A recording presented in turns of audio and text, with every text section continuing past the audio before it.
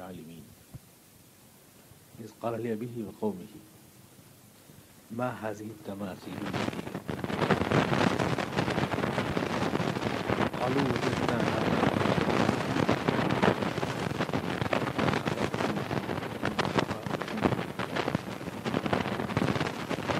قالوا وجئتنا بالحق أم أنت من اللاعبين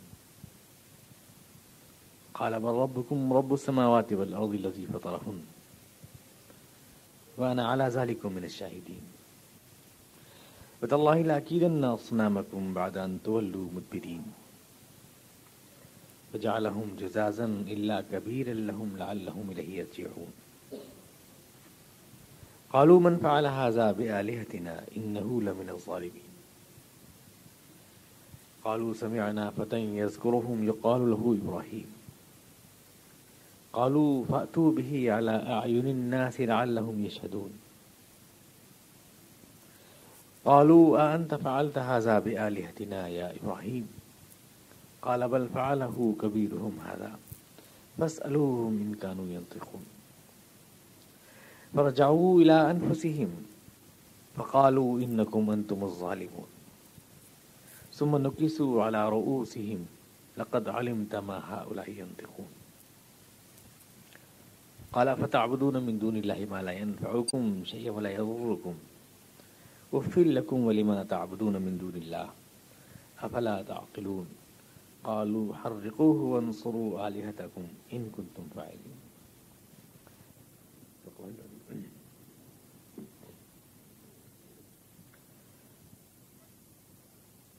اور اس سے پہلے ہم نے ابراہیم کو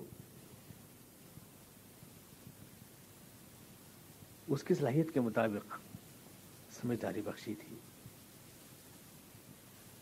اور ہم اس کی اہلیت کو خوب جانتے تھے. اس نے اپنے باپ سے اور اپنے قوم سے کہا یہ کیسی مورتیاں ہیں جن کے آگے تم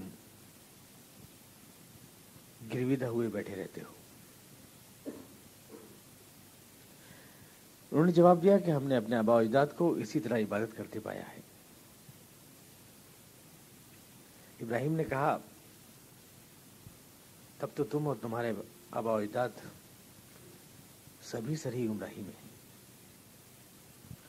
وہ لوگ بولے کہ کیا تو ہمارے سامنے اپنے اصل خیالات پیش کر رہا ہے یا ہم سے مذاق کر رہا ہے؟ اس نے جواب دیا نہیں، بلکہ حقیقت یہ ہے کہ وہی پروردگار جو زمین و آسمان کا پروردگار ہے وہی تمہارا اور میرا بھی پروردگار ہے، اور اسی پر میں تمہارے سامنے شہادت دیتا ہوں. اور خدا کی قسم جب تم یہاں نہ ہوگے تو تمہاری غیر موجودگی میں ضرور تمہارے ان بتوں کے لیے کوئی چال چلوں گا. چنانچہ اس نے ان کو ٹکڑے ٹکڑے کر دیا اور صرف ان کے بڑے کو چھوڑ دیا تاکہ وہ اس کی طرف لوٹ کر آئیں. انہوں نے آ کر بتوں کا حال دیکھا تو کہنے لگے کہ ہمارے خداؤں کا یہ حال کس نے کیا ہے؟ اس نے بہت بڑی زیادتی کی ہے. لوگ بولے ہم نے ایک نوجوان کو ان کا ذکر کرتے سنا ہے، لوگ اسے ابراہیم کہتے ہیں. دوسرے لوگوں نے کہا کہ اس کو پکڑ لاؤ سارے لوگوں کے سامنے تاکہ سب لوگ دیکھ لیں کہ حقیقت کیا ہے. کہنے لگے کہ ابراہیم کیا تم نے یہ کیا ہے ہمارے خداؤں کے ساتھ؟ ابراہیم نے کہا کہ بلکہ یہ سب کچھ تو اس بڑے سردار نے کیا ہے جو ان بتوں کا سردار ہے، اور ان سے پوچھ لو اگر یہ بتا سکتے ہو. یہ سن کر وہ لوگ اپنے ضمیر میں لوٹ گئے اور سوچنے لگے کہ واقعی غلطی تو ہماری ہے. مگر پھر ان کی مت پلٹ گئی اور کہنے لگے تو جانتا ہے کہ یہ بولتے نہیں ہیں. ابراہیم نے کہا پھر کیا تم اللہ کو چھوڑ کر ان چیزوں کو پوچھتے ہو جو نہ تم کو نفع پہنچانے پر قادر ہیں نہ نقصان پہنچانے پر؟ تف ہے تمہارے اوپر اور تمہارے ان معبودوں پر بھی جن کو تم اللہ کو چھوڑ کر پوجا کرتے ہو. کیا تمہیں ذرا بھی سمجھ نہیں؟ انہوں نے کہا کہ جلا ڈالو اس شخص کو اور حمایت کرو اپنے خداؤں کی، بول بالا کرو ان کا اگر تم کچھ کرنا ہی چاہتے ہو. وَلَقَدْ آتَيْنَا إِبْرَاهِيمَ رُشْدَهُ، اس سے پہلے ہم نے ابراہیم کو اس کے درجے کے مطابق خوشمندی بخشی۔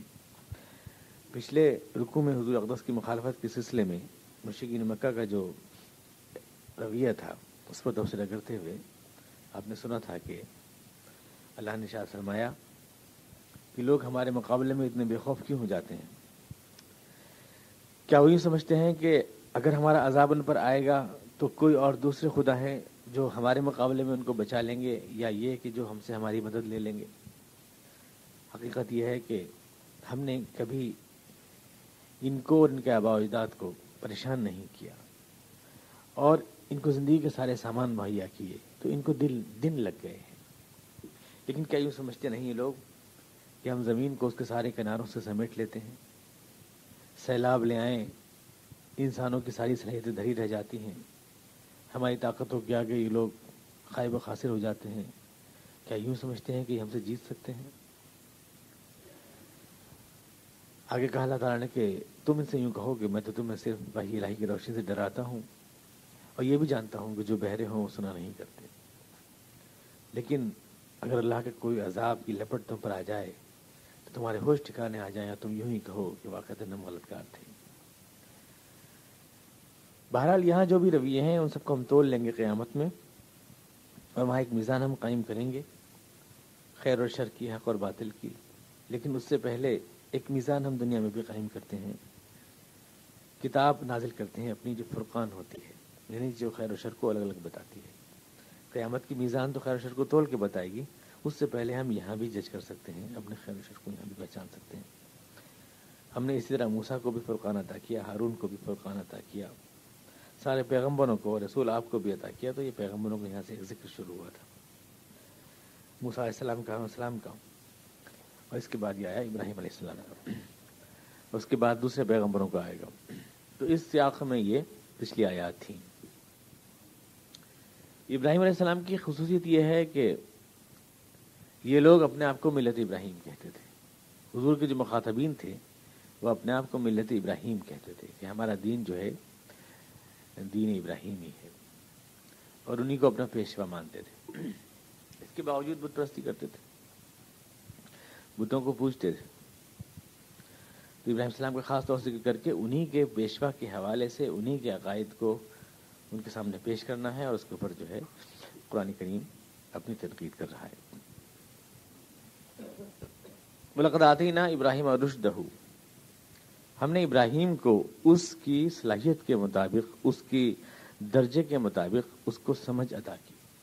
ابراہیم رشدہ، یہ ہو ضمیر کا ترجمہ ہی نہیں کرتے ہیں، نے بہت سے مفسروں کی تفسیر دیکھ لی میں نے، رشد کا ترجمہ ہو کا کوئی ترجمہ ہی نہیں ہے۔ ابراہیم رشدہ، اس کے درجے کے مطابق جو سمجھداری اس کو عطا کرنی تھی وہ ہم نے اس کو دی، اور ہم جانتے تھے اس کی صلاحیت کو، وَكُنَّا بِهِ عَالِمِينَ۔ اصل میں بنیادی لفظ ہے یہ، اس سلسلے میں جو تفسیروں میں ایک طرح کی وہ پائی جاتی ہے، تضاد بھی پایا جاتا ہے اور ناسمجھی بھی پائی جاتی ہے۔ قرآن شریف کا یہ لفظ اس کو حل کرتا ہے، لیکن بدقسمتی سے اس کو سارے لوگ چھوڑ کے چلے گئے۔ ابھی میں آپ کو سمجھاتا ہوں۔ اِذْ قَالَ لِأَبِيهِ وَقَوْمِهِ، جب اس نے باپ سے اور اپنی قوم سے کہا، مَا هَٰذِهِ التَّمَاثِيلُ الَّتِي أَنتُمْ لَهَا عَاكِفُونَ، کہ یہ مورتیاں کیسی ہیں جن کے تم گرویدہ ہو۔ مورتیاں جو ہے، بت پرستی جو ہے، شروع سے چلی آ رہی ہے انسانی سماج میں۔ اللہ تو دکھائی دیتا نہیں، سامنے ہے نہیں اس کا چہرہ، انسان کو عادت ہے محسوس چیزوں کو پوجنے کی جو سامنے دکھائی دیں، اس لیے اللہ کی جو مختلف صفات بندوں کے اوپر ہیں ان صفات کو لوگ پتھروں کی شکل میں ڈھال لیتے ہیں، ان کو پوجنا شروع کر دیتے ہیں، پھر وہی اصل بن جاتی ہیں۔ اللہ تعالیٰ تو یاد بھی نہیں رہتا لوگوں کو۔ مثلا اللہ کی صفت علم ہے، ہندوستان میں اس کو سرسوتی کے نام سے پوجتے ہیں۔ اللہ کی صفت ہے غنا، اس کو یہاں لکشمی کے نام سے پوجتے ہیں۔ مختلف صفات کو، طاقت ہے شیو کے نام سے پوج لیتے ہیں۔ اس کی صفات کو جو ہے پورے الگ الگ خدا بنا دیا سب کو، اور پھر پتھروں میں سمجھ لیا کہ خدائی کی طاقتیں آ گئیں، پھر ان سے معجزات منسوب کرتے ہیں، وہی لکل داستانیں منسوب کرتے ہیں کہ ان میں یہ طاقتیں ہیں اور یہ چیزیں آ گئیں مورتیوں میں اور پتھروں میں، منتروں کے جاپ سے ان میں یہ طاقت پیدا ہو گئی۔ ہندوستان میں دودھ نہیں پینے لگی تھیں مورتیاں. ہندوستان میں شری کرشن دودھ پی رہے تھے, بجائے دودھ پلانے کا دودھ پی رہے تھے یہاں پر. اور پھر جب محمود غزنوی یہاں پہ آیا تو سومناتھ کے پجاریوں نے اس مندر کے لیے کیا اڑا رکھا تھا, اس بدھ کے لیے یہ کر دے گا وہ کر دے گا, بیچ میں لٹکا ہوا تھا, وہ بالکل معلق تھا, آویزاں, کوئی بیچ میں وہ نہیں تھا اس کے لیے سہارا, لیکن وہ رکا ہوا تھا. تو جاہل اس کو کیا سمجھتے تھے کہ ہوا میں معلق ہے. اس نے آ کے جب مندر کی ایک دیوار کو منہدم کیا تو اس کا جو میگنیٹ جو سسٹم تھا مقناطیسی, جس سے اس نے بیلنس سے اس کو روک رکھا تھا, وہ ایک دم نیچے گر پڑا. جیسی ہوا تو اس طرح کے ڈرامے ہمیشہ مورتیوں کی طرف منسوب کیے جاتے ہیں. اب یہ ایک ہے ستیہ سائیں بابا, اٹھا کے جو ہاتھ ماریں گھڑی نکل آئے گی ان کے ہاتھ میں, وہ جو خدا بنے ہوئے ہیں, کبھی بھبوتی یا راک کی چٹکی نکال لیتے ہیں, کبھی کہیں نکلتی ہے, کبھی کوئی نوٹ نکال لیتے ہیں, اور نوٹ کے اوپر گورنر کے دستخط ہوتے ہیں, پھر ایچ نارائن کے دستخط اس کے اوپر ہو رہے ہیں. اب بتائیے اللہ تعالیٰ کے یہاں بھی کیا یہی ریزرو بینک آف انڈیا چل رہی ہے. اور پھر گھڑی جو ماریں گے جھٹکا دے گا تو ایچ ایم ٹی کی گھڑی ہوتی ہے, وہ ہندوستان مشین ٹولز کی. اور ظاہر ہے کہ موٹی سی باتیں ہیں, لیکن یہ سارے کمالات, سارے چمتکار وہ اپنے ہی حجرے میں دکھاتے ہیں اور کہیں نہیں دکھاتے. خدا کی ساری طاقت اسی حجرے میں ہے. بنارس یونیورسٹی کے کچھ پروفیسرز نے چاہا کہ ذرا باہر بھی دکھا دیں, ایشور ہیں, بھگوان ہیں, تو چمتکار تو کہیں بھی دکھا سکتے ہیں. تو بولے نہیں, وہ تو ہم یہیں دکھائیں گے, وہ چمتکار تو ہم یہیں دکھائیں گے, کہیں نہیں دکھائیں گے. انہوں نے یہ اصرار کیا. تو ایسے معجزات ہمیشہ منسوخ کیے جاتے رہے ہیں. ظاہر ہے کہ ایک چیز جس میں کچھ جان نہیں ہے, دلائل کی کوئی جان نہیں ہے, تو اس کو جو ہے افواہوں کے ذریعے اور جھوٹی باتوں کے ذریعے اور دیو مالاؤں کے ذریعے باقی رکھ سکتے ہیں وہ لوگ. اس کے علاوہ تو کچھ بھی نہیں ہے. اب وہ ہارون رشید کے زمانے میں ایک سارے نبوت کا دعویٰ کیا تو وہ اپنے چمتکار مشہور کرتے تھے, اپنا خدائی کا دعویٰ کرتے تھے کہ یہ کر سکتا ہوں, وہ کر سکتا ہوں. وہ سارے وہ لوہے کی سلاخیں پانی میں ڈالتے تھے, پگھل جاتی تھیں, لیکن سلاخیں وہ خود لاتے تھے, دیکھ چون کی بنی ہوئی ہے کوئی بھی. تو ہارون رشید نے کہا کہ ہم دیتے ہیں سلاخیں, آپ انہیں پگھلائیے پانی میں. کہنے لگے واہ, موسیٰ علیہ السلام کوئی لاٹھی مانگ کے لاتے تھے تو اپنی لاٹھی بناتے تھے صاحب, کوئی لاٹھی تھوڑی دیتا تھا. تو ایسے آپ ہمیں سلاخیں نہیں دیں گے, ہم تو اپنی سلاخ موجودہ دکھائیں گے, جو بھی دکھائیں گے. اس طرح کی کہانیاں, ان کی معجزات, ان کی طاقتیں اور جو ساری چیزوں کی طرف منسوب کرتے تھے, دلیل تو ہے نہیں, جان تو ہے نہیں کسی بات میں. جھوٹی دیو مالاؤں سے اور جھوٹی باتوں ہی سے جان پیدا کریں گے. چانچہ موسیٰ علیہ السلام, جو ابراہیم السلام نے کہا کہ یہ تم جو بیٹھے رہتے ہو ان پتھروں کی مورتیوں کے سامنے, تو اس کا کیا فلسفہ ہے؟ ماہذی تماثیل التی انتم لہا عاکفون. کیوں آخر تم نہیں سمجھتے کہ یہ پتھر ہیں, ان میں کوئی طاقت نہیں ہے, یہ کچھ نہیں دے سکتے, بیچارے دھکا دو خود گر جائیں, بول نہیں سکتے, چال نہیں سکتے.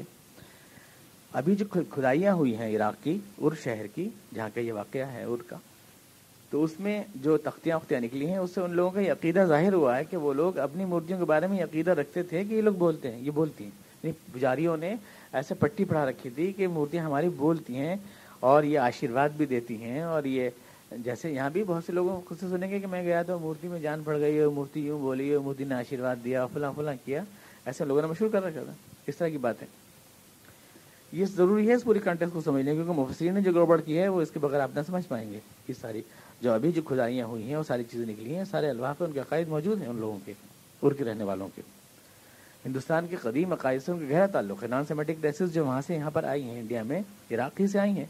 عراق سے 4 ذاتیں انڈیا میں آئیں, عراقی کا تصور ہے, عراقی کی بت پرستی ہے, اور شاید ابراہیم کا نام بھی برہما کے نام سے ہندوستان میں منتقل ہوا ہے, کنورٹ ہوا ہے. تو وہ ایک ہی پورا چونکہ سلسلہ ہے یہ عقائد کا اور نظریات کا, اس لیے آپ یوں بھی سمجھ سکتے ہیں کہ ابراہیم علیہ السلام اس وقت جو کچھ بھی کہہ رہے ہیں وہ آپ کے بھارت واسیوں سے کہہ رہے ہیں, یہ بھی کہہ سکتے ہیں. یعنی یہ کہ ٹھیک وہ جو بھی دلائل اور دلائل کے جو بھی جواب ہے وہ یہاں کے لوگ بھی اس کو ان کے سامنے بھی یہ رکھ سکتے ہیں آپ. تو انہوں نے کہا کہ یہ کیا فلسفہ ہے, مورتیوں کا تمہاری کیا فلسفہ ہے؟ انتم لہا عاکفون. اب یہ کہ وہ بڑا شکایت کرتے ہیں, ہمارے غیر مسلم دوست بڑا شکایت کرتے ہیں کہ صاحب مسلمان جو ہے سمجھتے نہیں ہیں, ہمارا جو نظریہ ہے وہ یہ نہیں ہے کہ پتھر کے اندر کوئی جان ہے, بلکہ ہوتا یہ ہے کہ جب منتروں کا اچارن کرتے ہیں تو ان کے اندر شکتی پیدا ہو جاتی ہے ان منتروں کی وجہ سے, ورنہ پتھر ہوتے ہیں اپنے آپ میں تو پتھر ہوتے ہیں, ان میں شکتی جو ہے دیوی شکتی پیدا ہو جاتی ہے, اللہ تعالیٰ کی طاقت اس کے اندر آ جاتی ہے. اس بات کو مسلمان سمجھتے نہیں, خالی پتھر ہیں پتھر ہیں پتھر ہیں کہہ کے چڑھاتے رہتے ہیں. تو اسی بات کو ابراہیم السلام پوچھ رہے ہیں تمہارا فلسفہ کیا ہے اس کا؟ ما ھذی التماثیل التی انتم لہا عاکفون. کوئی دلیل نہیں, ظاہر بات ہے. موٹی سی بات ہے کہ کبھی کسی نے بولتے دیکھا نہیں، ساری کہانیاں ہیں، ساری داستانیں ہیں، جواب دیں تو کیا دیں، فلسفہ بتائیں تو کیا بتائیں. تو وہی آخری دلیل جو جاہلوں کی آخری دلیل ہوتی ہے، قالوا وجدنا آبانا لها عابدین. ابا کو ایسی کرتے دیکھا ہے، ابا ایسی کرتے تھے، ابا اور اماں ایسی کرتے تھے چونکہ، اور ابا اماں سے بڑھیا دلیل نہیں ہوتی کوئی، اماں سے اچھا کوئی ہوتا نہیں. اماں دودھ پلاتی ہیں، اماں کھانا کھلاتی ہیں، اماں مہربانی ہے، کرونا ہے، شفقت ہے، سب کچھ ہے اماں. تو اماں جو ہیں وہ ہر آدمی کے لیے اسٹینڈرڈ ہوتی ہیں. جو انہوں نے کہہ دیا، جو عقیدہ دے دیا، جو نظریہ دے دیا، اسی کو سینے سے لگا کے رہتے ہیں. تو کہتے ہیں کہ ہمارے اماں اور ہم ابا ایسے ہی کرتے تھے. تو جتنا آبانا لہا عابدین، ہم نے ایسے ہی دیکھا ان کو. تم جو ہے بزرگوں سے ہمیں منحرف کرنا چاہتے ہو، پرمپراؤں سے ہٹانا چاہتے ہو، مانیتاؤں کو بگاڑنا چاہتے ہو، یہ سب نہیں ہوگا. ہر آدمی کیا دنیا میں ہمیشہ آبا پرستی کا رجحان رہا ہے. ایون میں تو کہوں گا کہ مسلمان بھی بڑی حد تک، جو بھی آدمی ظاہر ہے کہ جس میں پیدا ہو گیا وہی سمجھتا ہے نا کہ میں صحیح گھر میں پیدا ہوا ہوں. ہر آدمی یہ تو سمجھتا ہے کہ جو ہے اتفاق سے جو ہے میں یہاں پیدا ہو گیا اس گھر میں اور ان مولانا صاحب کے پاس، تو میری جنت بچ گئی، ورنہ تو میں تو کہیں جہنم میں جانے والا تھا. سیدھا سیدھا صحیح گلی، صحیح کوچے، صحیح وارڈ نمبر میں پیدا ہو. جو مولانا سامنے والے کہہ رہے ہیں وہی بالکل صحیح کہہ رہے ہیں. دوسرا گمراہ کر جائے، اس گمراہ میں نہیں آنا ہے، اس کی بات نہیں سننا ہے، ورنہ وہ پھٹ کر دے گا مجھے. چونکہ انہوں نے بڑا بتا رکھا ہے اس کو کہ میاں تم بس تمہیں گمراہ کرنے کا حق صرف مجھے ہے، کوئی اور تمہیں نہ گمراہ کرنے پر. لیکن اس کو اچھی طرح پٹی پڑھا دیتے کہ دوسرے کی بات جانا نہیں، سننا نہیں، وہ تمہیں جو ہے مطلب یہ کہ تم گمراہ کر دے گا. اس کا صاف صاف مطلب یہ ہوتا ہے کہ تم ہو بیوقوف آدمی، تم میرا آدمی بہکا لے گا. سیدھا مطلب یہ ہوتا ہے تم بیوقوف آدمی ہو، لہٰذا تمہاری بیوقوفی سیدھا میرا ٹھیکہ ہے. تو وہی جواب انہوں نے دیا، میری اماں اور میرے ابا. اب ظاہر ہے کہ اماں تو یہودی کی بھی ہوتی ہے، عیسائی کی بھی ہوتی ہے، سکھ کی بھی ہوتی ہے، ہر ایک کی اماں ہوتی ہے. اگر سبھی صحیح ہوں تو پھر دنیا میں اختلافات ہی کیوں ہوں؟ آبا و اجداد اگر حق و صداقت کا معیار بن جائیں تو پھر ابا جو ہے ملحد بھی ہیں، دہریے بھی ہیں، خدا پرست بھی ہیں، فاسق بھی ہیں، فاجر بھی ہیں. یہ دلیل کیسے بن سکتی ہے؟ آبا و اجداد سے کوئی چیز پائی وہ دلیل نہیں بن سکتی. اپنی عقل کو بھی تو استعمال کرنا چاہیے. لیکن ابراہیم سے کہا کہ ہم نے اپنے ابا کو ایسے ہی پایا ہے، یہ دلیل ہوئی. اللہ تعالیٰ بتانا چاہتا ہے کہ ابراہیم السلام کو ہم نے کیسی سمجھ عطا کی تھی جواب دینے کی. اسی بات کا اشارہ ہے، ہم نے ابراہیم کو اس کے درجے کے مطابق سمجھ دی تھی. ابراہیم رشدہ، ہم نے ابراہیم کو اس کے درجے کے مطابق سمجھ دی تھی. اس کا جواب ابراہیم السلام نے دیا، قال لقد کنتم انتم وآباؤکم فی ضلال مبین. اس سے یہ ثابت نہیں ہوتا ہے کہ اللہ کے معاملے میں یا بدھوں کے معاملے میں جو تمہارا عقیدہ ہے وہ درست ہے، کہ تم نے اپنے ابا کو ایسی کرتے پایا، اماں کو ایسی کرتے پایا. اس سے یہ ثابت نہیں ہوتا ہے کہ تم اپنے اس عقیدے میں درست ہو، بلکہ اس سے صرف یہ ثابت ہوتا ہے کہ جیسے تم غلط ایسے تمہارے ابا بھی اماں بھی غلط. یعنی تم یہ پورا خاندانی سلسلہ ہے، یہ جو ہے بیوقوف ہوگا، تم بھی غلط اور تمہارے ابا اور اماں دونوں سب غلط. اس سے بھی یہ ثابت ہوا. یہ کب ثابت ہوا کہ وہ صحیح تھے؟ کہ تمہارے ابا اماں بھی ماشاء اللہ تھے. لقد کنتم انتم وآباؤکم فی ضلال مبین. یہ دلیل تمہارے خلاف جاتی ہے کہ تم پٹ تھے، ابا پٹ تھے تو بیٹے ہی پٹی پیدا ہوئے. لقد کنتم انتم وآباؤکم فی ضلال مبین.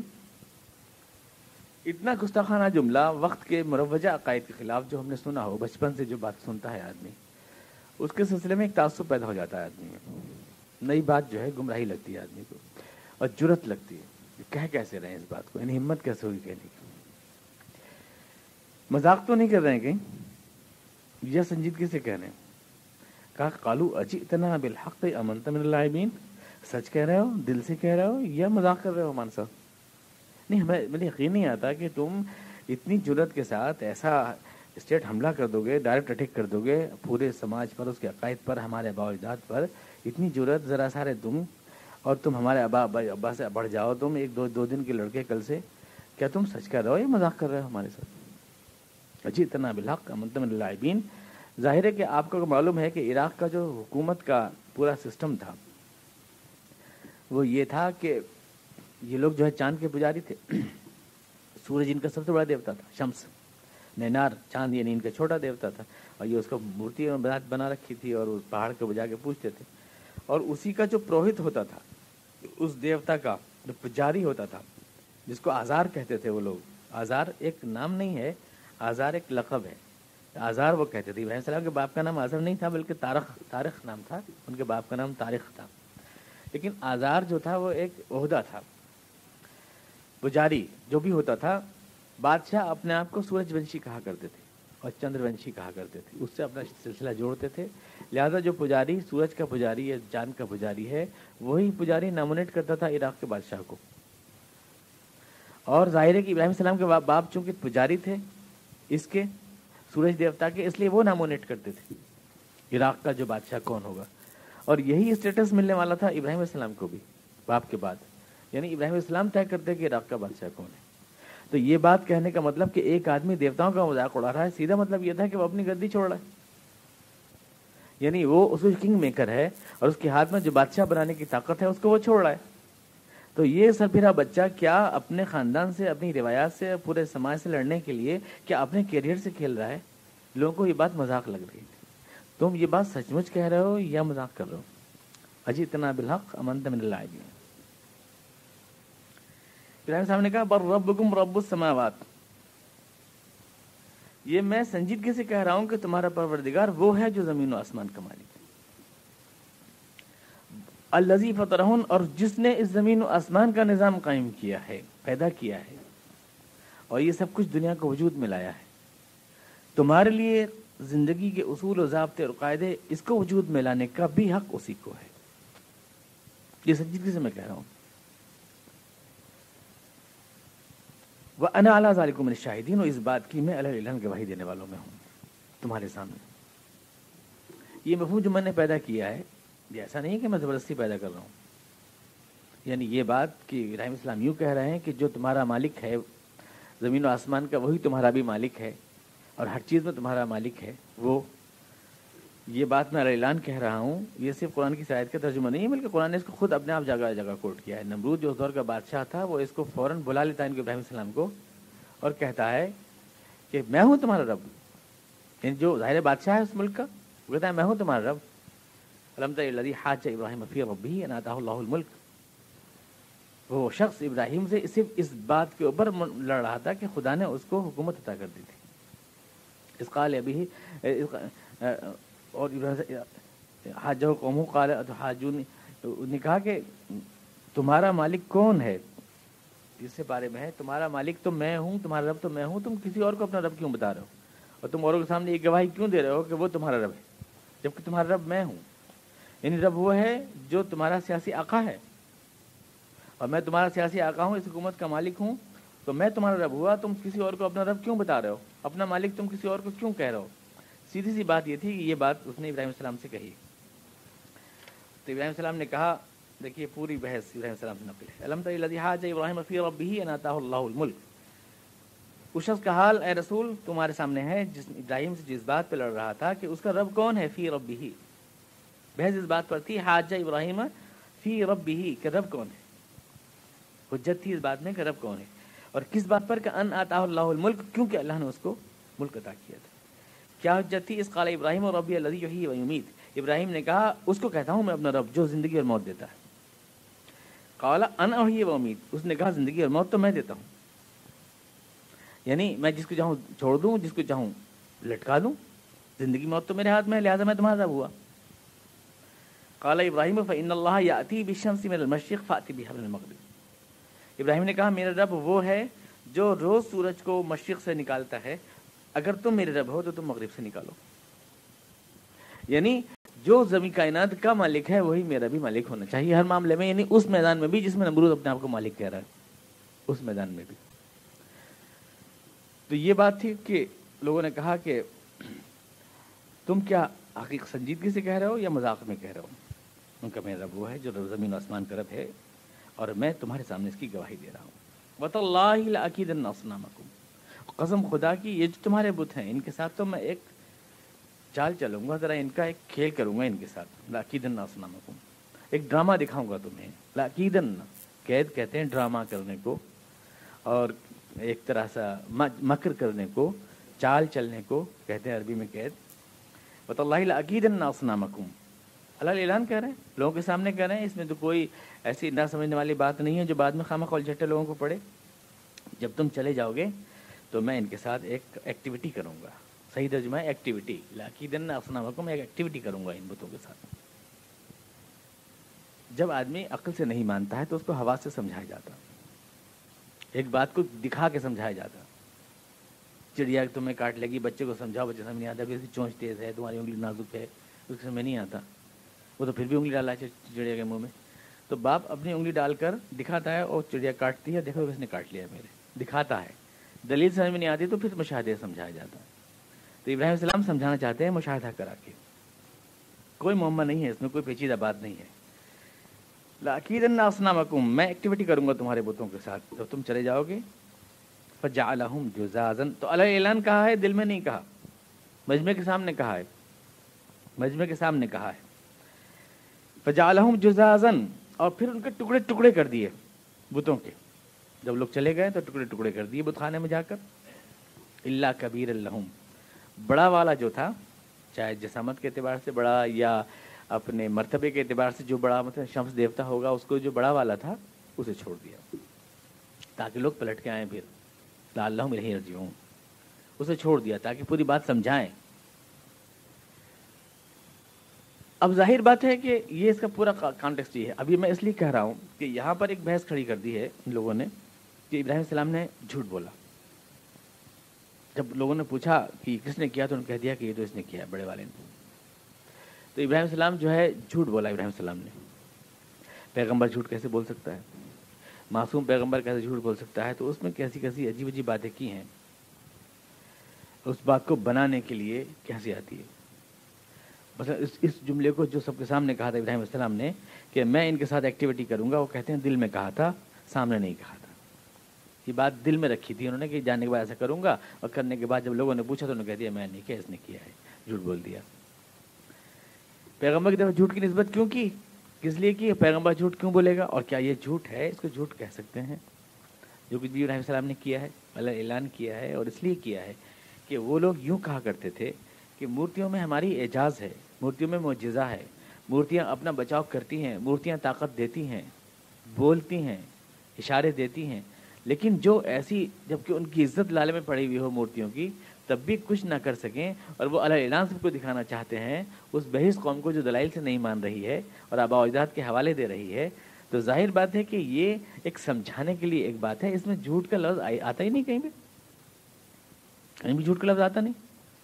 चाचा आप देखें कि कालू मन फाला, वो भी समझ रहे हैं, जिन पुजारियों ने उड़ा रखा है कि इनमें यही शक्तियां हैं, जब देखा टूटे पड़े हैं तो अब पब्लिक को क्या जवाब देंगे?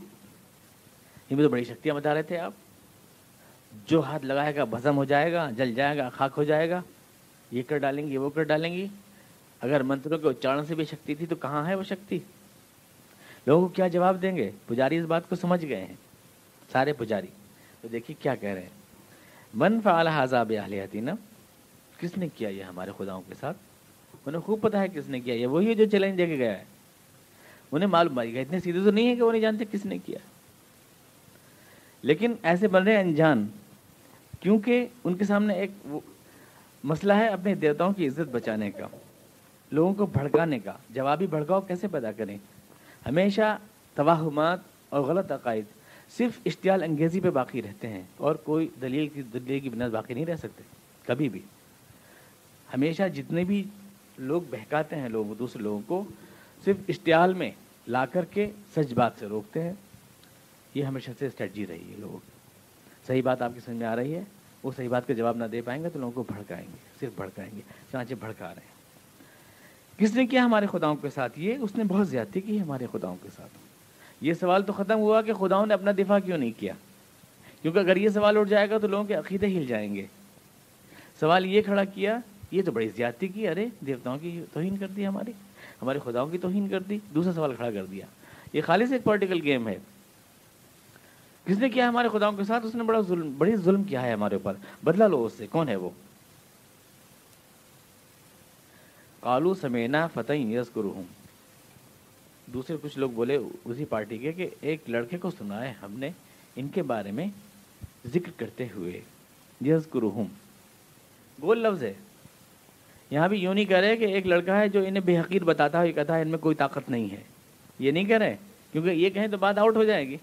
इनके बारे में कहा करता है फतन यज़कुरुहुम, इनका जिक्र किया करता है। उस बात को यहाँ भी नहीं खोल रहे हैं, क्योंकि खोलने में अपनी फजीहत है। उसको इब्राहिम कहते हैं। युक़ालु लहू, मजहूल का वो बोला था जैसे कोई हकीर सी बात है। हालांकि कौन है ये लड़का? یہ وہ ہے جو تمہاری مملکت کا ہونے والا کنگ میکر ہے، کہتے ہیں اس کو، ایک لڑکا ہے کوئی پتہ سنا ہے، یذکرہم ان کے بارے میں کہتا ہے، کیا کہتا ہے اس کو بھی نہیں بتا رہے ہیں، ڈر ہے ہر جملے میں چھپا ہوا، عوام کے سامنے یہ حقیقت ظاہر نہ ہو کہ ہم نے تو کیا کیا طاقتیں بتائی تھیں ان میں، انہیں توڑ پھوڑ کے چلا گیا ہے کوئی شخص، یہ تو کچھ بھی نہ کر سکے، لہٰذا اب ایک ہی چارہ ہے کہ اس کو حقیر بنا کے پیش کرو اور اس لڑکے کے خلاف لوگوں کو بھڑکاؤ، اشتعال دلاؤ۔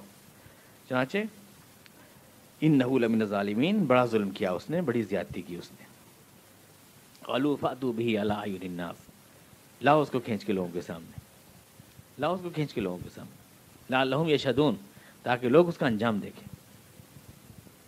سیدھی سیدھی اشتعال انگیزی ہے، دلیل کو اشتعال سے چھپانے کی کوشش، معقول بات کو غصہ دلا کر چھپانے کی کوشش، بلاؤ تاکہ لوگ اس کا انجام دیکھیں۔ قالوا انت فعلت ھذا بآلہتنا یا ابراہیم، کہنے لگے کیا تم نے کیا ہے ہمارے خداؤں کے ساتھ ایسا ابراہیم؟ حالانکہ معلوم ہے مگر کتنے بھولے بن رہے ہیں، نہیں تم یہ تو کہہ کے گئے تھے، ابراہیم نے تو کہا تھا لأکیدن اصنامکم، سب کے سامنے کہا تھا میں کروں گا تمہارے بتوں کے ساتھ ایکٹیویٹی، تو پوچھ رہے ہیں کہ تم نے کیا ہے؟ ایک جو کمپلیکس ہوتا ہے نا ہر جملے میں ظاہر ہے۔ قال بل فعلہ کبیرہم ھذا، اب یہ ہے کہ ابراہیم علیہ السلام اور کہتے ہیں کہ ہاں میں نے کیا ہے، تو مارو، اس نے ہمارے خداؤں کی توہین کی۔ اگر کہتے ہیں کہ مطلب یہ کہ میں نے نہیں کیا ہے، ظاہر ہے کہ اگر نہیں کیا ہے تو ناقابل تسلیم ہے، تمہارے علاوہ اور کون ہو سکتا ہے، جھوٹ بول رہے ہیں۔ ابراہیم السلام جو اخلاقی اعتبار سے جو ہے منیمائز ہو جاتے ہیں، اور ہاں کہیں تو پھنستے ہیں، نہ کہیں تو پھنستے ہیں۔ میں نے نہیں کیا تو جھوٹ بول رہے ہو، تم نہیں کیا، تم نے چیلنج دیا تھا، اور کہیں کہ ہاں میں نے کیا ہے تو اعتراف جرم ہے، لوگوں کو بھڑکا دیں، جملہ ایسا بول رہے ہیں کہ ہاں میں بھی ابراہیم السلام پھنس جاتے ہیں اور نہ میں بھی پھنس جاتے ہیں۔ لیکن قرآن نے کہا تھا نا کہ ہم نے ابراہیم کو ایک سمجھ دی تھی، ابراہیم اور رشدہ ایک سمجھ دی تھی۔ ابراہیم السلام ایسے جواب دیتے ہیں کہ ہاں نہ کو ان کے اوپر پلٹ دیتے ہیں۔ قال بل فعلہ کبیرہم ھذا، نہیں اس سے بڑے نہیں، جو بڑے ہیں انہوں نے کیا ہے۔ اگر وہ کہتے ہیں نہیں یہ کیسے کر سکتے ہیں، ارے آپ تو کہتے تھے بڑے معجزات ہیں ان کے اندر، یہ کیوں نہیں؟ اگر آپ کہتے ہیں ہاں انہوں نے کیا ہے تو پھر میرا کیا قصور ہے؟ یعنی ہاں اور نہ دونوں ان کے اوپر ہی پلٹ دیتے ہیں وہ، نہیں انہوں نے کیا ہے، بڑے یہ بڑے حضرت جو ہیں انہوں نے کوئی کچوبر نکالا ان کے چھوٹے والوں کا، جو بھی ہیں یہی ہیں اور کون ہیں، یہ جو ہے گردہ دھرتا ہے، ان سے کہیے کیا ہے، یہ تو بڑے طاقتوں والے ہیں، یہ کٹ ڈالتے ہیں وہ کٹ ڈالتے ہیں۔ اب جیسے چھوٹے سانپ بڑے سانپ چھوٹے سانپوں کو کھا جاتے ہیں، یا بڑی مچھلیاں چھوٹے مچھلیوں کو کھا جاتی ہیں، یا بڑی سرکار چھوٹی سرکاروں کو گوارا نہیں کرتی، انہیں بھی گوارا نہیں ہوئے انہیں، اور انہوں نے سب کو ختم کر کے تہز نہز کر کے اور اپنا شاسن جما لیا ہے۔ اب ان سے پوچھیے کیا کہیں پادری، کہ تم جھوٹ بول رہے ہو، انہوں تو نہیں کیا، تو آپ تو کہہ دیے بہت کچھ کرنے والے ہیں، اور کہہ کہ ہاں انہوں نے کیا ہے تو مجھے کیوں پکڑ رہے ہیں آپ؟ تو ظاہر ہے کہ وہ جو ہاں اور نہ میں ان کو پھانس رہے تھے اس میں ان کو انہوں نے پھانس لیا۔ قرآن اسی بات کو انڈیکیٹ کر رہا ہے کہ ابراہیم کو ہم نے ایک زبردست سمجھ عطا کی تھی۔ ہمارے مفسر کہہ رہے ہیں ارے جھوٹ بول دیا، وہ یہاں پھنس گئے، جھوٹ بول دیا پیغمبر نے، جھوٹ کیوں بول دیا، جھوٹ کیسے بول دیا؟ تو کہتے ہیں بس 3 جھوٹ بولے ہیں زندگی میں ابراہیم السلام نے۔ ایک تو وہ بولا ہے جب کہہ دیا اپنی کہ بیوی کو کہ یہ میری بہن ہے اور بیوی نہیں ہے۔ ایک وہ جب لوگ جا رہے تھے پوجا کو تو کہہ دیا کہ میں بیمار ہوں، انی سقیم، یہ 3 جھوٹ بولے ہیں ابراہیم السلام نے۔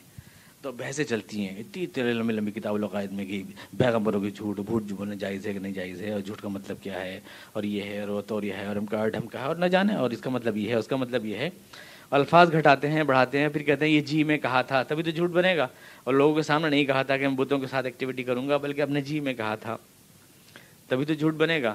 کوئی کچھ کہہ رہا ہے کوئی کچھ کہہ رہا ہے، اس میں اس کی تعویلات ہو رہی ہیں، اور توڑا مروڑا جا رہا ہے قرآن کریم کو بھی، اس کے لیے الفاظ بڑھا جا رہے ہیں، بریکٹ لگائے جا رہے ہیں۔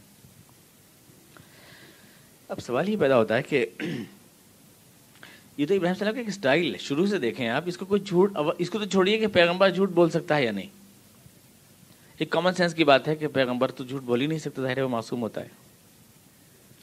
لوگ کچھ روایات پیش کرتے ہیں، اس میں روایات تو ایک غیر معصوم راویوں سے ہوتی ہیں، لیکن معصوم پیغمبر کی معصومیت کو بھی خطرے میں ڈال دو ان کی وجہ سے، اور قرآن کریم محتاج ہو جائے وہاں سے دلیل لینے کا، یہی وہ ذہن ہے جو انکار حدیث کا ذہن پیدا کرتا ہے حقیقت میں۔ یہ وہ ہے کہ قرآن کریم چاہے ٹوٹ پھوٹ جائے مگر ہمیں جو ملی ہے جو چیز بھی وہ ٹوٹنے پھوٹنے نہ پائے، جو ولایت لے کے ہم آئے وہ اپنی جگہ صحیح رہے، اور قرآن کریم کے ساتھ کچھ بھی بیت جائے، چاہے پیغمبر کی عصمت پہ کچھ بھی بیت جائے، چاہے پیغمبر جھوٹا بن جائے۔ چانچہ وہ حدیث ہے کہ ابراہیم نے زندگی میں صرف 3 جھوٹ بولے ہیں۔ ایک جھوٹ یہ بولا ہے کہ انہوں نے یہ کہہ دیا کہ میں نہیں توڑا ان بتوں کو، اور ایک جھوٹ یہ بولا ہے کہ بیوی کو بہن کہہ دیا، اور ایک جھوٹ یہ بولا ہے کہ بیمار نہیں تھے اور خود کو بیمار کہہ دیا۔ عام اس سے کہ پیغمبر کے لیے یہ بات ناقابل قیاس ہے۔ خود یہ سوچیں کیا واقعی یہ جھوٹ ہیں تینوں؟ ذرا کامن سینس سے سوچ لیں کیا واقعی جھوٹ ہیں کہ انہیں جھوٹ کہا جائے؟ ابراہیم علیہ السلام جب یہ کہہ رہے ہیں، دیکھیے وہ پہلے تو وہ مثال میں سمجھ نہیں آتی کہ انہوں نے بیوی کو بہن کہہ دیا۔ وہ کہتے ہیں کہ ایک بادشاہ تھا مصر کے اندر اور اپنی بیوی کو لے کے جا رہے تھے، اور یہ ابراہیم علیہ السلام بیوی کو لے کے جا رہے تھے، تو بادشاہ نے ایسا تھا کہ اگر کسی کی کوئی بیوی ہوتی تھی تو اسے ہڑپ لیتا تھا اور اس کو قتل کرا دیتا تھا، شوہر کو اس کے۔ تو اس سے بچنے کے لیے ابراہیم علیہ السلام نے کیا بہترین ترکیب سوچی کہ دیکھو اگر تم بیوی کہہ دو گی تو تمہیں ہڑپ لے گا یہ اور مجھے مار دے گا، لہٰذا تم مجھے اپنے آپ کو بہن کہہ دینا تو کم سے کم میں تو بچ جاؤں گا، اگر تم بیوی بنا لے تو بنا لے۔ یہ ترکیب سوچی ابراہیم علیہ السلام نے۔ کوئی سمجھ کامن سینس کی بات ہے، کوئی سمجھ میں آنے والی بات ہے۔ مل گئی کہیں سے کہ یہودی روایت، کوئی تلمود کی روایت ہوگی جو اس طرح سے آ گئی ہوگی۔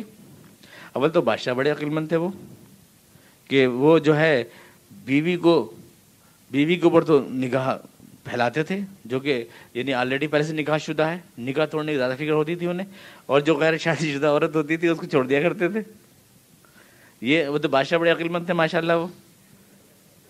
اور اس کے بعد یہ کہ یہ جھوٹ کیسے ہو گیا؟ اور پھر یہ کہ یہاں پر ابراہیم السلام ان کو قائل کرنے کے لیے، بیوقوفوں کو قائل کرنے کے لیے ایک طنز کر رہے ہیں، کھلا ہوا طنز ہے، وٹ ہے یہ۔ ارے بھائی انہوں نے کیا، بڑے حضرت نے انہوں نے کیا، میں کہاں سے آیا؟ جس پہ خود ان کو یقین نہیں ہے اور خود سمجھ رہے ہیں کہ ہمارے ساتھ مذاق کر رہے ہیں۔ کہا تھا انہوں نے کہ ایکٹیویٹی کروں گا بتوں کے ساتھ تمہارے، تو اس میں جھوٹ کا سوال کیا پیدا ہوا؟ یہ جھوٹ ہوا۔ بالکل ویسے ہی جیسے ایک وہ ہے نا ابراہیم السلام کا انداز دیکھیں، تو اسٹائل ابراہیم السلام کا، وہ کہتے ہیں ستارہ نکلا، کہنے لگے بھائی یہ میرا خدا ہے، ابراہیم السلام بولے خدا ہے۔ چاند نکلا، کہنے لگے ہو یہ اس سے بڑا ہے، یہ خدا ہے میرا۔ اب سورج نکلا، بھائی واہ یہ تو بہت ہی بڑا ہے، بھائی یہ تو ہے میرا خدا، ھذا ربی ھذا اکبر۔ اب ہمارے پریشانوں کے بیچارے مفسر، یہ پیغمبر مشرک ہو گیا، پیغمبر نے کبھی ستارے کو خدا مان لیا اور کبھی چاند کو خدا مان لیا اور کبھی سورج کو خدا مان لیا۔ ارے یہ اسٹائل ہے ابراہیم السلام کا، اس قوم کو شرمندہ کرنے کے لیے طنز ہے۔ وہ جو ستاروں کو پوچھتی ہے، چاند کو پوچھتی ہے اور سورج کو پوچھتی ہے کہ چمکتا ہوا، کیا کبھی ستارہ دیکھا ہی نہیں ابراہیم السلام نے؟ تو چنانچہ وہ اس میں ایک کہانی نکال لیتے ہیں کہ ہاں نہیں دیکھا تھا کبھی، غار میں پلتے تھے، ایک 40 سال کی عمر میں نکلے، پہلی بار ستارہ، یہ کہانی بنا لی ہاتھ کے ہاتھ، سمجھے آپ کہاں سے نکالا ہے؟ اور حالانکہ یہ ابراہیم السلام کا وہ اسٹائل ہے، وہ رشدہ، ہم نے ان کو ایک سمجھ دی تھی، بات کرنے کا ایک اسٹائل دیا تھا۔ چانچہ جب ستارہ سامنے آئے، لوگ کھڑے ہیں بہت سارے، وہ بڑا چمک رہا ہے، بھائی یہ ہے میرا خدا، سمجھانے کے لیے، یہ اسے کچھ نہیں کہہ رہے ہیں۔ اس کے بعد ڈوب گیا، یہ تو ڈوب گیا، ارے یہ تو خدا نہیں ہوا بھائی، یہ تو خدا نہیں ہوا، چاند ہاں یہ ہے کچھ بڑا ہے، یہ ہے خدا۔ صبح کو وہ بھی ڈوب گیا، یہ بھی ڈوب گیا، اور پھر سورج نکلا، اب نکلا بھائی یہ بہت زور کا ہے بھائی، اور یہ بہت بڑا ہے اور یہ ہے خدا۔ شام کو جب وہ بھی ڈوبا تو کہنے لگے بھائی ڈوبنے والے میرے خدا نہیں ہو سکتے، اب اس سے بڑا کون سا لاؤ گے؟ انی وجہت وجہ الذی فطر۔ یہ بات کو سمجھانے کا ایک انداز ہوتا ہے، اس میں کہاں جھوٹ کا اور شرک کا سوال پیدا ہوتا ہے؟ یہ تو بات کو سمجھانے کا ایک انداز ہے۔ ٹھیک یہاں بھی بات کو سمجھانے کا ایک انداز ہے۔ السلام کہہ کر گئے ہیں، ابراہیم السلام لوگ آئے، اور لوگ آنے کے بعد انہوں نے کہا کہ کس نے کیا ہے؟ تم نے کیا ہے؟ کہنے لگے یہ بیٹھے تو ہیں گڈو گھنٹال، انہوں نے کیا ہے، بل فعلہ کبیرہم ھذا، انہوں نے کیا ہے، میں کیوں کرتا؟ مزاج میں ہلکا سا ابراہیم السلام کے طنز ہے، اسٹائل ہے اس کو، اور وہ تو اللہ نے ان کو سمجھ عطا کی ہے، ان بیچاروں کو سمجھ نہیں عطا کی ہے جو کبھی تو مشرک بنائے دے رہے ہیں ابراہیم السلام کو، کبھی جھوٹا بنائے دے رہے ہیں ابراہیم السلام، پیغمبر پہ ایسا الزام لگائے دے رہے ہیں۔ ایک روایت بے شک آتی ہے، میں اس کا انکار نہیں کروں گا، ثلاث کذبات والی، اور وہ آتی ہے، لیکن اس کے بارے میں آپ سے عرض کروں، روایات کے سلسلے میں صحت کہ روایت صحیح ہو یہ اور چیز ہوتی ہے، اور راوی نے منشاء رسول کو صحیح روایت صحیح ہے، صحابی صحیح ہے، سند بھی صحیح ہے، ہر چیز صحیح ہے، لیکن کئی بار ایسا ہوتا ہے کہ حضور بیان فرما رہے ہیں یہودی کی کوئی بات کہ وہ ایسا کہتے ہیں، اور بیچ میں سے کسی صحابہ نے کسی نے سنی، انہوں نے اتنا ہی میں نے ایسا کہتے ہوئے سنا حضور کو، تو اس کا مطلب یہ نہیں ہوتا کہ حضور خود اپنی طرف سے فرما رہے ہیں۔ ایسی کئی شریک ابن عبداللہ کی روایت ہے، خدا حضرت عائشہ صدیقہ نے کئی بار کہا کہ ان کا کہ نحوست عورتوں میں ہوتی ہے اور گھوڑے میں ہوتی ہے اور اس میں ہوتی ہے۔ حضرت عائشہ سے کہا کہ یہ حدیث حضور نے فرمایا، تو آپ سبحان اللہ، ہم عورتیں تو بڑی منحوس ہو گئیں پھر تو۔ قسم خدا کہ اللہ کے رسول نے یہ بات نہیں کہی تھی، بلکہ اللہ کے رسول یہودیوں کا خیال بیان کر رہے تھے جس کو کہ انہوں نے سن لیا، مطلب اس طرح سے۔ تو ایک حدیث صحیح ہوتے ہوئے بھی منشاء رسول کو سمجھنے میں لوگ راوی غلطی کر جاتا ہے، اس میں کوئی بات نہیں، راوی غیر معصوم ہوتا ہے، رسول معصوم ہوتا ہے، خدا کا کلام معصوم ہوتا ہے۔ لیکن کبھی کبھی ایسا ہوتا ہے کہ روایت شرط پہ صحیح اترتی ہے، صحیح ہوتی ہے، لیکن سمجھنے میں منشاء رسول کے، یا دور بیٹھے ہیں کوئی بات کہی ہے اور بیچ میں سے کچھ مطلب سمجھ لیا راوی نے اور اپنے خیال کے مطابق بیان کر دیا، اس کو یہ کہنا کہ یہ منشاء رسول ہے اور اب تو توڑ موڑ دو قرآن شریف کو بھی، اب تو توڑ دو اس کو بھی، یہ غلو ہے بہت زیادہ، اور اس سے انکار حدیث کا ذہن پیدا ہوتا ہے، جسے میں نے آپ سے عرض کیا، اسی سے پیدا ہوتا ہے۔ لوگ کہتے ہیں تمہاری حدیثیں تو پیغمبروں کو گناہگار بتا رہی ہیں، تمہاری حدیثیں پیغمبروں کو جھوٹا بتا رہی ہیں، تمہاری حدیثیں تو پیغمبروں کو مشرک کہہ رہی ہیں، ہم کیسے مان لیں حدیث کو، کیوں مان لیں؟ یہاں سے پھر یہ ذہن پیدا ہو جاتا ہے۔ تو اس کے اندر جو الٹ پھیر ہوئی ہے، پڑھ کے ہنسی آتی ہے کہ کیسے کیسے صاحب چکر کھائیں، کتنی کلیئر بات ہے کہ ابراہیم السلام جو ہے صرف ان کو شرمندہ کرنے کے لیے، چنانچہ قرآن خود کہہ رہا ہے فرجعوا الی انفسہم، وہ اپنے دل میں شرمندہ ہو گئے۔ اس کے لیے ابراہیم السلام نے ایک اسٹائل اپنایا کہ یہ ہیں حضرت والا، انہیں سمجھائیے، انہوں نے کیا ہے جو کچھ بھی کیا ہے، بل فعلہ کبیرہم ھذا فاسألوہم ان کانوا ینطقون۔ دیکھیے خود ہے، اگر یہ بول سکتے ہوں تو بولیں، بول کیوں نہیں رہے ہیں؟ آپ تو کہتے تھے بہت بولتے ہیں اور بڑے انڈیکیشنز دیتے ہیں اور بڑی طاقتیں ہیں، تو اب موقع ہے، عزت خطرے میں ہے قبلہ کی، اب بچائیں اپنی عزت۔ فرجعوا الی انفسہم، تو وہ اپنے ضمیر میں ٹوب گئے، یعنی ابراہیم صلی اللہ علیہ وسلم نے ایسی گہری چوٹ ماری، سیدھی ڈائریکٹ، جو بات دلائل سے سمجھ میں نہ آ رہی تھی وہ علی الاعلان بڑا اکٹھا کیا تھا لوگوں کو کہ سب کے سامنے کرنا، لوگ دیکھیں انجام، لوگ ان کا انجام دیکھ رہے ہیں، الٹا ان کے اوپر پڑ گیا۔ فقالوا انکم انتم الظالمون، اور دل میں بولے واقعی غلطی ہماری ہی ہے۔ فقالوا انکم انتم الظالمون ثم نکسوا علی رؤوسہم، مگر پھر ان کی مت پلٹ گئی ہے، اس طرح سے لڑکے نے ہم سب کو جو ہے الو بنا دیا سب کے سامنے، واہ، نکسوا علی رؤوسہم، پھر ان کی مت پلٹ گئی۔ لقد علمت ما هؤلاء ينطقون، تم کو معلوم ہے یہ بولتے نہیں ہیں، بولتے نہیں، ما هؤلاء ينطقون، یہ لوگ، یہ بت ہمارے دیوتا، ہمارے خدا بولتے نہیں ہیں، خاموش خدا ہیں، بہرے خدا ہیں۔ لقد علمت ما هؤلاء ينطقون قال افتعبدون من دون الله ما لا ينفعكم شيئا ولا يضركم، اب علیہ السلام نے کہا تو پھر کیا تم ان خداؤں کو پوچھتے ہو جو تمہیں کچھ دے بھی نہیں سکتے، تم سے کچھ چھین بھی نہیں سکتے، اپنی خود حفاظت بھی نہیں کر سکتے؟ سمجھانے کے لیے ایک ماحول بنایا ہے ابراہیم السلام نے، اس کو کہہ رہے ہیں افل لکم، افسوس ہے تمہارے حال کے اوپر۔ اب مجھے بتائیے اس پورے سلسلے میں کہیں ابراہیم السلام کو جھوٹا ہونے کا سوال پیدا ہوتا ہے؟ اور لوگ کھینچ کے رہتے ہیں میدان حشر تک کہ لوگ ابراہیم السلام کے پاس جائیں گے جب مانگنے کے لیے، وہ کہ شفاعت کر دی، تو کہیں گے نہیں نہیں میں نے جھوٹ بولا ہے، میں نہیں جاؤں گا، میں نہیں جاؤں گا اللہ کے سامنے، میں نے جھوٹ بولا ہے، اور یہ ہے وہ جھوٹ، یہ جھوٹ ہوا، اسے کوئی جھوٹ کہہ سکتا ہے؟ کامن سینس سوچے۔ قال فتعبدون من دون الله ما لا ينفعكم شيئا ولا يضركم افل لكم، افسوس تمہارے حال کے اوپر، ولما تعبدون من دون الله، اور تمہارے ان معبودوں پر بھی، تمہارے ان معبودوں پر بھی انا تھوکتا ہوں ان کے اوپر، اللہ کو چھوڑ کر ان کو تم نے اپنایا، افلا تعقلون، ذرا بھی سمجھ نہیں تمہارے اندر۔ قالوا حرقوه، اب وہ بولے اس نے تو ہمارے دل میں آگ لگا دی، تم اس کو آگ لگا دو، اس کو جلا دو، حرقوه، جلا دو اس کو، اس شخص کو جلا دو، وانصروا آلہتکم، اور اپنے خداؤں کی مدد کرو، خدا تو ہماری مدد کر نہیں سکے، لہذا ہمیں خداؤں کی مدد کرنی چاہیے۔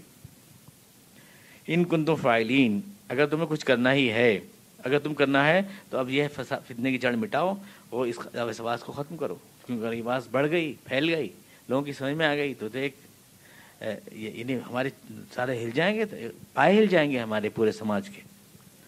اس لیے فوراً روکو اس کو اور جلا دو. حرقوہ وانصروا آلہتکم ان کنتم فاعلین. اگر تمہیں کرنا ہی ہے. قلنا یا نار کونی بردم وسلام علی ابراہیم. اس اسٹیپ پر ہم نے اس آگ کو حکم دیا کہ آگ تو سلامتی ہو جا, ٹھنڈی ہو جا تو ابراہیم کے اوپر. یعنی آگ جو ہے ناکام ہو گئی جلانے میں. آگ جو ہے ابراہیم السلام کو جلا نہیں سکی. ہمارے جدید دور کے جو مفسرین ہیں انہیں معجزہ اعظم نہیں ہوتا, معجزہ اعظم نہیں ہوتا. وہ ٹھنڈی ونڈی نہیں ہوئی تھی وہ آگ, بس وہ ہوا بہت تیز چل رہی تھی تو جب انہیں ڈالا تو بجھ گئی اور ٹھنڈی ہو گئی. یہاں سے اس میں نکل کے چلے آئے. یہ ہوا. یا یہ کہ وہ لکڑیوں کو اس طرح سے سیٹ کیا اس میں کہ اچھا خاصا گیٹ بن گیا اس میں, اور وہ آگے ادھر جلتی رہی اور یہ اس میں نکل کے آ گئے ابراہیم السلام. اتنی سی بات تھی تو اللہ تعالیٰ کو اس بات کو اتنی اہمیت کے ساتھ کہنے کی ضرورت کیا تھی؟ اور جن لوگوں کو اللہ میاں کے معجزے ہضم نہیں ہوتے انہیں اللہ میاں کے رسول کیسے ہضم ہو جاتے ہیں؟ سوال یہ پتہ نہیں ہوتا. یعنی معجزے کو جب انکار ہے تو وہ اللہ جس کائنات کو چلا رہا ہے وہ فرشتے ان کو فرشتہ کیسے تسلیم کر لیتے ہیں اور وحی کیسے آ جاتی ہے اور اللہ کو کیسے مان لیتے ہیں پھر؟ اور جس نے اللہ کو اس کی طاقتوں کو مانا ہے اس کے لیے ظاہر ہے کہ کوئی معجزہ تسلیم کرنا مشکل نہیں ہے کہ وہ اپنے بنائے ہوئے اصولوں اور قوانین کے بالکل پابند تھوڑی ہے اللہ تعالیٰ کہ اس سے ہٹ کے کچھ کر ہی نہیں سکتا, کچھ نہیں کر سکتا. لہذا کسی بھی آدمی کو جس کا ایمان اللہ کے اوپر صادق ہے اسے یہ بات ماننے میں کوئی تسلیم نہیں, کوئی وہ نہیں ہوگا کہ یہ آگ واقعتاً ابراہیم کے لیے اللہ تعالیٰ نے گلزار بنا دی تھی. یہ آگ ان کے بال بھیکا نہیں کر سکی. ہمارے جو صوفی ہیں محی الدین میں عربی صوفیوں کے صوفی مانے جاتے ہیں امام الطائفہ, وہ تو یوں کہتے ہیں کہ جہنم کی آگ بھی جو ہے وہ پھول ہوگی, بس ٹھنڈک ہوگی. باقاعدہ ایک باب لکھا ہے انہوں نے, وہ کہتے ہیں جہنم میں جنت سے زیادہ لطف ہوگا. ابن عربی لکھتے ہیں جاہل لوگ سمجھتے نہیں اس بات کو, کہتے ہیں عذاب ہے عذب سے. عربی میں عذب کے معنی آتے ہیں مٹھاس کے. والذی مرج البحرین ھذا عذب فرات وھذا ملح اجاج. میٹھے پانی کو جو سیراب کر دے اس کو کہتے ہیں عذب. عذاب اسی سے ہے. جنت کی نعمتوں میں وہ سیرابی نہیں ہوگی اور وہ ٹھنڈک نہیں ہوگی اور وہ خنکی نہیں ہوگی جو کہ جہنم کی آگ میں ہوگی. یہ بے عین ہی آگ ہوگی ابراہیم والی جہنم میں جو آگ ہوگی. لہذا اللہ تعالیٰ سے ظلم کا شکوہ کرنا فضول ہے. پورا تفصیل لکھی ہے انہوں نے اس میں کہ انہیں تو گویا وہی دعا کرتے ہوں کہ اللہ مجھے جہنم میں داخل کر. اور اگر ان باتوں کو بیان کر دو عوام کے سامنے تو جو مذہب کے ٹھیکیدار ہیں وہ کہتے ہیں کہ گمراہی پھیلا رہے ہیں, اور ان کے جو ٹھیکیدار ہیں کتنی بھی گمراہی پھیلائیں ویسے کچھ کہنا جرم ہے. اللہ میں کہ جنت کا مذاق اڑائیں, جہنم کا مذاق اڑائیں, کچھ بھی کہیں, یہ بزرگوں کا مذاق اڑا رہے ہیں لوگ یوں کہیں گے. یہ مفسرین کرام ابراہیم السلام کو جھوٹا بنائے, مشرک بنائے, کچھ کہہ دو ارے یہ بزرگوں کو برا کہہ رہے ہیں. 100 انہیں 7 خون معاف ہیں ان لوگوں کو. اور ہم صرف اس جرم میں کہ ہم بعد میں پیدا ہوئے, کچھ پہلے پیدا ہو گئے ہوتے. اب یہ تو اس میں آدمی کچھ نہیں کر سکتا, پیدا ہونا تو اس کے بس میں نہیں ہے. ذرا پہلے پیدا ہوتے تو عقل کل ہوتے, تقوی کامل ہوتے, سب کچھ ہوتے. آدمی اپنے ماضی سے بہت خوش گمان ہوتا ہے. میں بھی عرض کر رہا تھا اس بات سے, میں آتا ہوں کہ کئی بار ایسا ہوتا ہے کسی آیت کی تفسیر میں قریب تفسیر میں دیکھتا ہوں دماغ کھل جاتا ہے کہ قرآن کے ساتھ ایسا کھیل کرتے ہیں. ان کو صرف اس لیے یہ کلین چٹ ملی ہے کہ پہلے پیدا ہو گئے. یہ لوگ جو ہے مقتدا و پیشوا بن گئے, ان کی باتیں قرآن و حدیث بن گئیں, وحی الہی بن گئیں, کوٹ کی جانے لگیں, حوالے بن گئیں. ہم کچھ بھی کہیں تو وہ تفسیر بھی رائے ہے, یہ قرآن سے کھیلیں تو وہ تدبر قرآن ہے. قرآن کو سمجھ رہے ہیں, سمجھنے کی کوشش ہے. ہم حقیقی قرآن کو سمجھنے کی کوشش کریں تو ہماری تفسیر بھی رائے ہے. یہ جو اجارہ داری ہے نا, مذہبی اجارہ داری, عوام کو کیا پتا؟ عوام تو اپنے محلے کے جو مولانا صاحب ہیں, بنگالی ہیں, بہاری ہیں, جو بھی ہیں, جو وہ بتاتے ہیں, عوام تو وہ مانتے ہیں. رکشے والے کو کیا پتا بیچارے کون بڑے تھے اور کون چھوٹے تھے؟ رکشے والے اس نے کچھ اسٹڈی کی ہے؟ وہ تو برابر میں تعویذ گنڈے والے مولانا ہیں یا جمعرات کے حلوے والے مولانا ہیں, جو وہ بتا رہے ہیں وہی صحیح بتا رہے ہیں. انہی کے ہاتھ میں جنت ہے, انہی کے ہاتھ میں جہنم ہے. ذرا پر ہٹے تو پتہ نہیں کون سے گڈھے میں جا بیٹھیں گے. تو وہ تو وہی ہانک رہا جو ان کو اس کو بتایا جا رہا ہے. اور وہ اس لیے سیمنٹ چڑھا رہے ہیں دماغوں پر کہ اگر ان کو سوچنے کی صلاحیت دے دی تو اپنی دکان ٹھپ. دماغ تو پھٹ کرنا ضروری ہے, سراغ بند ہونے چاہیے. ان پہ اعتقاد کا اور عقیدت کا ایسا سیمنٹ چڑھا دو کہ سوچنے کی صلاحیت نہ رہے کسی شخص کے اندر. پورا حق دے دیا ہے لوگوں نے. میں کبھی کسی وقت آپ کو بتاؤں گا کہ کس طرح سے قرآن شریف اور احادیث کے ساتھ کھیل کیا گیا ہے, اور صرف اس لیے معاف کیا دیا گیا کہ ابھی متقدمین ہیں, پہلے لوگ ہیں, لہذا ان کی ہر بات آمنا و صدقنا ہے, اور ہماری ہر بات غلط ہے چاہے کتنی معقول کیوں نہ ہو. اللہ تعالیٰ ہمیں حق کو حق اور باطل کو باطل کہنے کی توفیق عطا فرمائے. اللهم صل على محمد وعلى آل محمد اللهم بارك على محمد وعلى آل محمد كما باركت على إبراهيم وعلى آل